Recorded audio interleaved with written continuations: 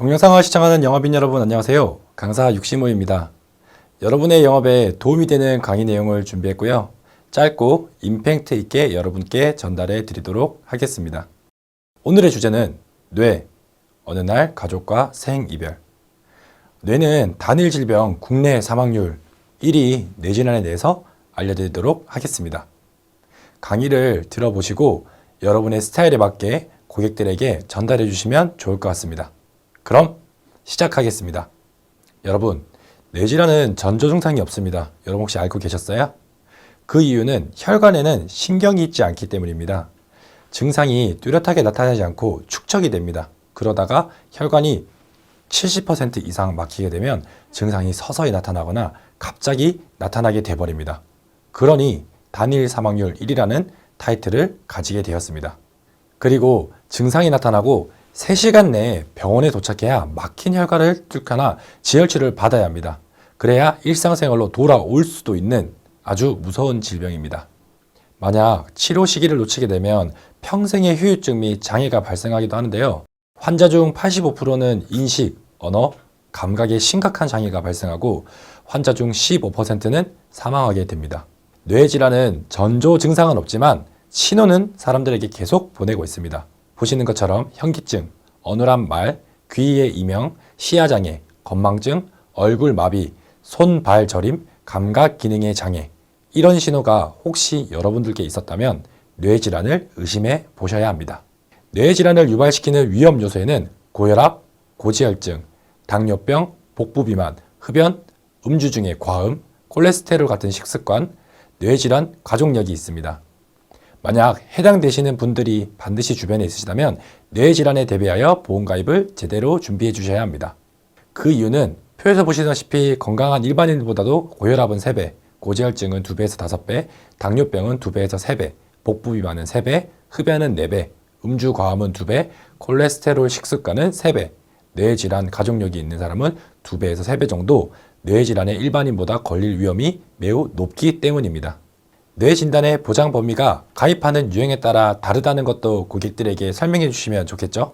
이렇게 여기 보이시는 그림처럼 뇌혈관 진단비, 뇌혈관 수술비를 가입하시게 되시면 좁아지거나 부풀어지거나 막혀지거나 터져버리게 이렇게 발생하는 뇌에 관한 모든 질환에 대해서 보상을 받을 수 있다고 고객들에게 설명해 주시면 좋을 것 같고요.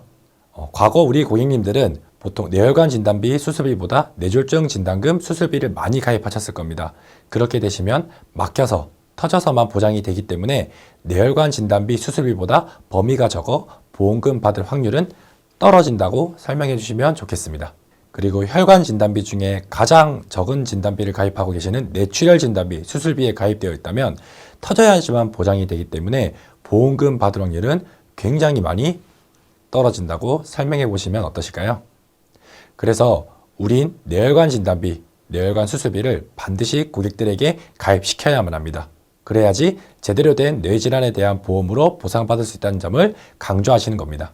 그래서 보통 뇌혈관 진단비 가입 후 뇌질환 진단 시 보험금 받을 확률은 100%겠지만 뇌졸중 담보 가입 후 뇌질환 진단 시 보험금 받을 확률은 66%, 뇌출혈 담보 가입 후 뇌질환 진단 시 보험금 받을 확률은 9%라고 고객들에게 또 설명해 주시면 뇌질환 보험 설득에 아마 많은 도움이 될 것 같습니다. 뇌질환 진단 시 치료 방법에 대해서도 알려드릴게요. 첫 번째, 혈전 용해제 치료. 두 번째, 뇌혈관 중재술 비관열. 비관열은 피가 많이 발생하지 않는 수술이라고 이해하시면 됩니다. 그리고 뇌혈관 우회술, 관열. 관열은 피가 많이 발생하는 수술이라고 보시면 됩니다. 그리고 클립 결찰술, 궤도 흡인술, 뇌정위술 이렇게 있고요. 수술비는 대략 25만 원부터 최대 2천만 원까지 평균적으로 나오게 되고요. 다양하게 병원비가 발생할 수 있는데 입원 일수 같은 경우는 최대 28일까지 평균적으로 입원을 해야 합니다. 그만큼 수술비의 중요성에 대해서도 고객들에게 어필할 수 있는 자료로 이 자료를 활용하시면 좋겠죠? 오늘 제가 알려드린 강의 내용을 정리 한번 해드리겠습니다.